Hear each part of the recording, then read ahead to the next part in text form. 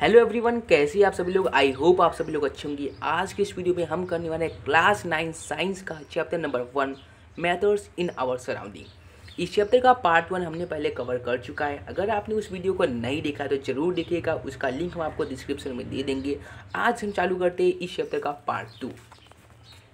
तो particles of matter have space between them, यानी कि जो मैटर्स के जो पार्टिकल्स होते हैं उनके बीच में कुछ ना कुछ स्पेस होता है। ठीक है। In activity 1.1 and 1.2, we saw that the particles of sugar, salt, Dettol or potassium permanganate got evenly distributed in water. Activity 1.1 and 1.2 में हमने देखा था कि जो भी सुगर्स की या सॉल्ट की या डिटोल के जो पोटेशियम या परमैंगनेट के जो पार्टिकल्स थी वो जब उनको पानी में डिसॉल्व किया था वो जाके वहाँ पे डिस्ट्रीब्यूट हो गए थे। Similarly, when we make tea, coffee और लेमोंडे को हम नींबू पानी बोलते हैं, particles of one types of metal get into the space between the particles of other. ठीक है।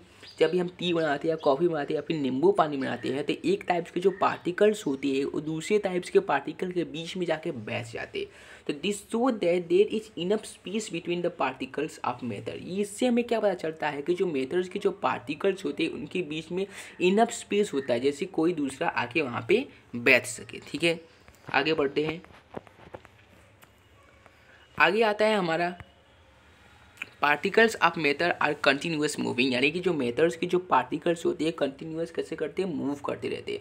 तो एक्टिविटी 1.3 हम करते हैं।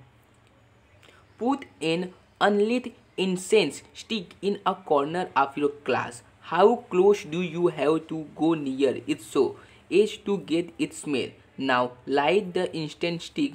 What happened? Do you get the smell sitting at a distance? Record your observation. आपको क्या करना है, एक इंस्टेंट स्टिक लेना है। इंस्टेंट स्टिक यानी अगरबत्ती लेना है, आपको एक क्लास के कॉर्नर में रख देना है। ठीक है। इसके बाद आपको कुछ डिस्टेंस दूरी पे जाके उसको जला के कुछ डिस्टेंस दूरी पे जाके आपको देखना है क्या आपको उसका स्मेल आ रहा है, तो क्या आ रहा है कि नहीं आ रहा है, आपको उसका ऑब्जर्वेशन लिखना है। तो आपको ऑब्जर्वेशन लिखना है, हाँ थोड़े डिस्टेंस दूरी पे जाएंगे तो हमारा डिस्टेंस, अगर बहुत दूर चले जाएंगे तो नहीं आएगा, थोड़े डिस्टेंस दूरी पे जाएंगे तो हमें आएगा। तो इससे हमें क्या पता चलता है कि जो मैटर्स के जो पार्टिकल्स जो कंटिन्यूअस मूव करते थे, अगर वो कंटिन्यूअस मूव नहीं करते तो हमने उसको वहाँ पे जलाया था तो यहाँ तक हमें कैसे उसकी खुशबू आई थी। इससे क्या पता चलता है कि उसके पार्टिकल्स जो होते कंटिन्यूअस मूव करते रहते। ठीक है। एक्टिविटी 1.4 हम करते हैं। Take two glasses beaker fill with water. हमें 2 ग्लास लेना है या फिर बीकर लेना है, उसको पानी से भर देना है। Put a drop of blue और red ink slowly and carefully along the side of the first beaker honey in the same way to the record beaker. ठीक है। फर्स्ट बीकर में हमें क्या करना है, ब्लू या रेड कलर का इंक डालना है। दूसरे कलर में क्या करना है, हमें कुछ हनी जैसा कुछ डाल लेना है। ठीक है।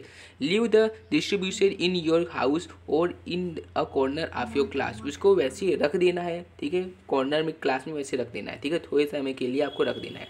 Record your observation. आपको क्या दिखेगा, What do you observe immediately after adding the ink drop? ठीक है। तुम्हें क्या ऑब्जर्व होगा कि जो जल्दी मतलब अचानक से आप देखोगे कि जो इंक के ड्रॉप से वो सब जगह क्या होंगे, फैल जाएंगे। What do you observe immediately after adding a drop of honey? और क्या देखोगे कि जो हमने हनी के ड्रॉप्स जो डाले थे वो भी फैल जाएंगे पूरे पानी के अंदर। इतना तेज नहीं फैलेंगे लेकिन धीरे धीरे क्या होंगे, फैलेंगे, थोड़े बहुत तो फैलेंगे। ठीक है। How many hours or day does it take for the color of ink to spread evenly throughout the water? ठीक है। तो कितने घंटे लगेंगे या कितने हावर्स लगेंगे वो आपको देखना है। कितने घंटे में या कितने हावर्स में आपको ये जो इंक है पूरे पानी में डिस्ट्रीब्यूट हो जाता है। ठीक है। आगे बढ़ते हैं। आगे आता है हमारा activity 1.5। Drop a crystal of copper sulfate or potassium permanganate into a glass of hot water and another containing cold water. ठीक है। आपको क्या लेना है, पोटेशियम सल्फेट लेना है या तो पोटेशियम परमैंगनेट, पोटेशियम सल्फेट नहीं, कॉपर सल्फेट लेना है या तो पोटेशियम परमैंगनेट लेना है एक हॉट वाटर में। ठीक है। और दूसरे पानी में और दूसरे ग्लास में क्या लेना है, कोल्ड वाटर लेना है। उसके अंदर आपको उसके अंदर मिला देना है। ठीक है। Do not stir the solution को आपको हिलाना नहीं है, जस्ट आपको उसके अंदर मिला देना है। Allow the crystal to settle at the bottom. ठीक है। तो आपने जो कॉपर सल्फेट या पोटेशियम परमैंगनेट का जो क्रिस्टल थी उसके अंदर डाल लेना है। इसके बाद जब तक वो नीचे जाके एकदम अच्छे से सेटल ना हो तब तक आपको रुकना है, ठीक है। What do you observe just about the solid crystal in the glass? What happen as time passes?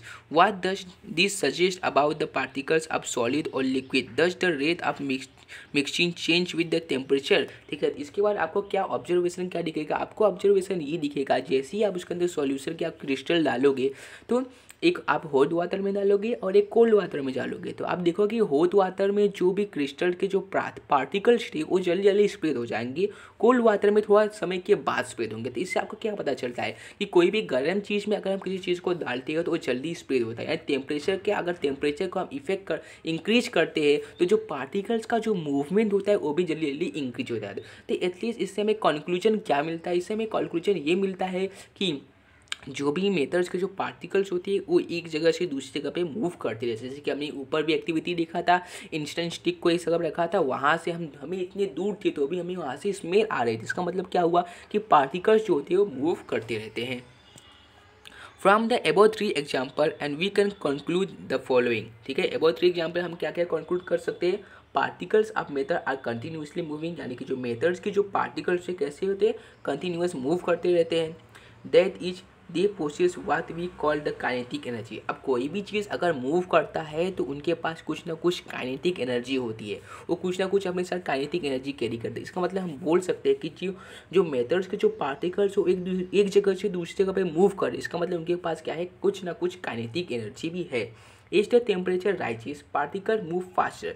जैसे ही हम टेम्परेचर को बढ़ा देते हैं पार्टिकल की जो स्पीड होती है वो बढ़ जाती है। इसका मतलब क्या होगा? उसकी काइनेटिक एनर्जी भी बढ़ गई। So we can say that increase in temperature the kinetic energy of the particle also increase. तो इससे हम कह सकते हैं अगर हम टेम्परेचर को बढ़ाएंगे तो पार्टिकल्स की जो काइनेटिक एनर्जी होती है वो भी क्या हो जाती है?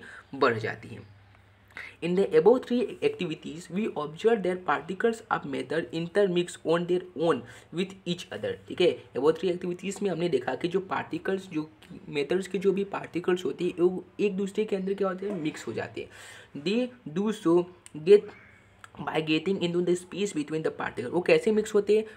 एक दूसरे पार्टिकल्स के बीच में जाके वो लोग बैठ जाते हैं, उस हिसाब से क्या हो जाते हैं? वो लोग मिक्स हो जाते हैं। This intermixing of particle of 2 different types of method on their own is called diffusion, ठीक है। ये जो इंटरमिक्सिंग होता है पार्टिकल्स का एक दूसरे के अंदर उसको क्या बोलते हैं? डिफ्यूजन बोलते हैं। We also observe that on heating diffusion become faster. हमने क्या देखा? जैसे जैसे हम टेम्परेचर को बढ़ा रहे हैं डिफ्यूजन क्या हो जा रहा है? बहुत ही ज़्यादा फास्ट हो जा रहा है। तो वाई डज दिस हैपन? ये क्यों हो रहा है? ठीक है, जैसे ही हम इसको हीट करते हैं उसकी काइनेटिक एनर्जी बढ़ने लगती है। जब काइनेटिक एनर्जी बढ़ते हैं तो वो लोग जल्दी जल्दी मूव करने लगते हैं। जब वो लोग जल्दी जल्दी मूव करने लगते हैं तो हमारा डिफ्यूजन जल्दी हो जाता है, यानी कि जल्दी जल्दी मिक्स हो जाते हैं, ठीक है।